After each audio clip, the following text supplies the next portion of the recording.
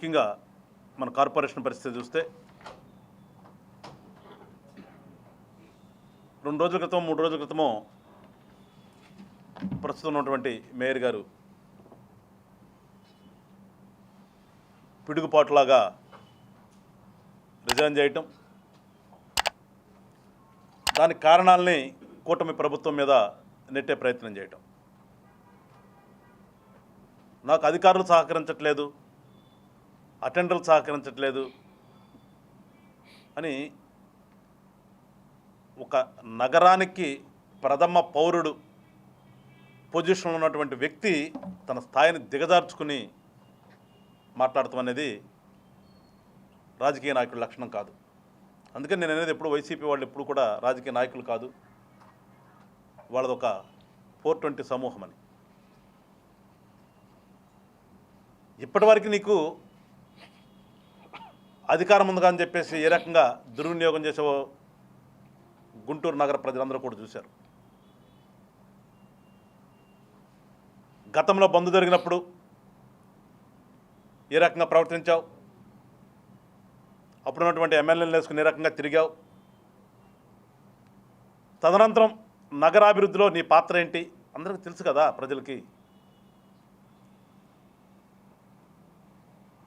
Vehicle తీసేశారంటాం, vehicle ఎట్లా తీస్తారు? రాజ్యాంగబద్ధంగా ఉన్నటువంటి ఒక పదవిలో ఉన్నప్పుడు నీకుండే ఫెసిలిటీస్ ఉంటాయి. కానీ నీ ఇష్టానుసారంగా ఒక మనిషిని పెట్టుకోవాల్సిన చాట నలుగురిని పెట్టుకుని కార్పొరేషన్ సిబ్బందిని అంతా నీ సొంతానికి వాడుకున్నది గతంలో చూసాం, వార్తలు వచ్చినాయి.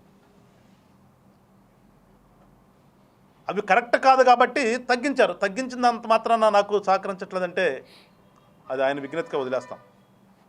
కానీ కూటమి ప్రభుత్వం మీద నిందలు వేయటం తగదు. నిందలు వేశాడు కాబట్టి మేము వాళ్ళు మాట్లాడాల్సి వస్తుంది. నీ ఎంతకు నువ్వు రిజైన్ చేసి వెళ్ళిపో. చెప్తారు కదా మా పార్టీలో ఉన్నవాళ్ళందరూ సింహాలు పులులు ధైర్యవంతులని. మరే సంవత్సర కాలం ఉంది, ఏమైపోయింది నీ ధైర్యం? అధికారం ఉండగా కర్రలు తీసుకుని రోడ్ల మీద తిరిగినప్పుడు ఉన్నటువంటి ధైర్యం ఒకసారి ప్రభుత్వంలో మీ అధికారం కోల్పోయిన తర్వాత సింహాలని పిల్లులు అయిపోతాయా? పిల్లులు అయిపోయి పిల్లుల మాటలు మాట్లాడకూడదు. జనసేన పార్టీ 14 నుంచి అధికారం ఉందా లేదని చూడలేం. మేము ప్రజల పక్షాన పోరాడాం, ప్రజల కోసం ఎదురు తిరిగాం. మీరు అధికారం మదంతో ఉన్నప్పుడు కూడా మేము ప్రజల పక్షాన్ని మేము నిలబడ్డాం. అధికారం ఉందని కాదు, అధికారం ఉన్నప్పుడు ఒక రకంగా, అధికారం లేనప్పుడు ఒక రకంగా ఉన్నప్పుడు ఎప్పుడు కూడా రాజకీయ నాయకుడు కాడు కూడా.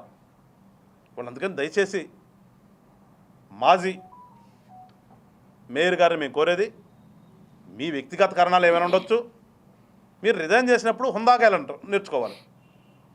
ఆ హుందాగా వెళ్లకుండా నిందలు వేద్దామంటే నిందలు పడటానికి ఇక్కడ కూటమి ప్రభుత్వం లేదు. కాక తమరి హయాంలో జరిగినటువంటి విషయాలన్నీ కూడా వెలుగు తీయాల్సి వస్తుంది.